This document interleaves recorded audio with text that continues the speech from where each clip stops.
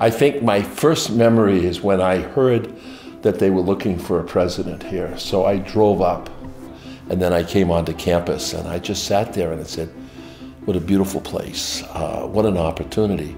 And I just sat here and marveled at what could be. I didn't know what it could be, but I marveled that something was here that could be very, very special, and I wanted to be part of it.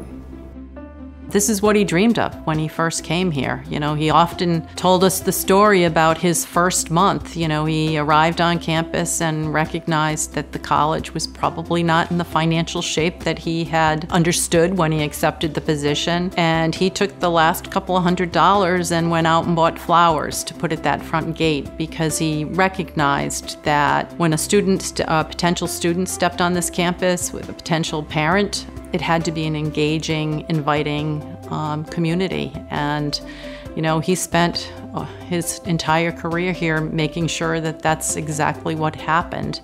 And he was fortunate. The Board of Trustees was very supportive of that vision, and that's his legacy today. There's still an affection for him that goes beyond the job he had. I think he took a personal interest in the success of all the students.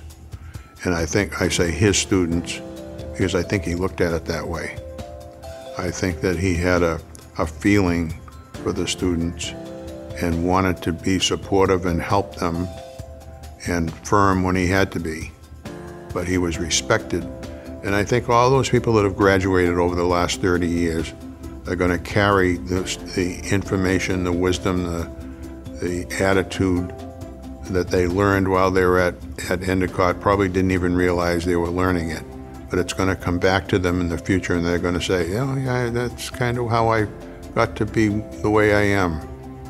And I hope that's what happens. And I think the culture that Dick Wylie established at Endicott isn't something that's going to go away.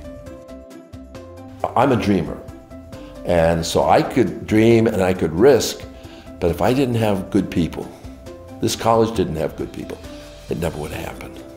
He just loved his students so much. He was so proud of them.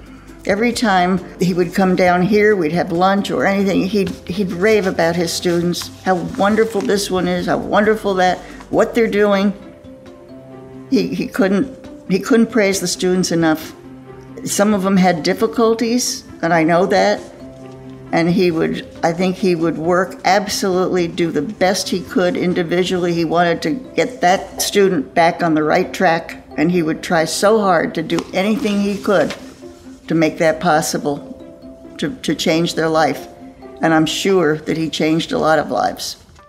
He helped so many students, stories that no one will ever know unless those students come forward and share their story. Dr. Wylie would write a personal check to help that student. And I think it's fitting that we all contribute and make sure that that legacy lives on. And to me, that's really the strongest testament that we can give to Dr. Wylie, to make sure that that continues for any student in need. What I hope to see here is that we enhance the quality of everything we do, that we stay a strong New England college committed to teaching, and that we will create new fields like we're doing in bioengineering and in math and in sciences and all the areas that will keep our students working and in the field.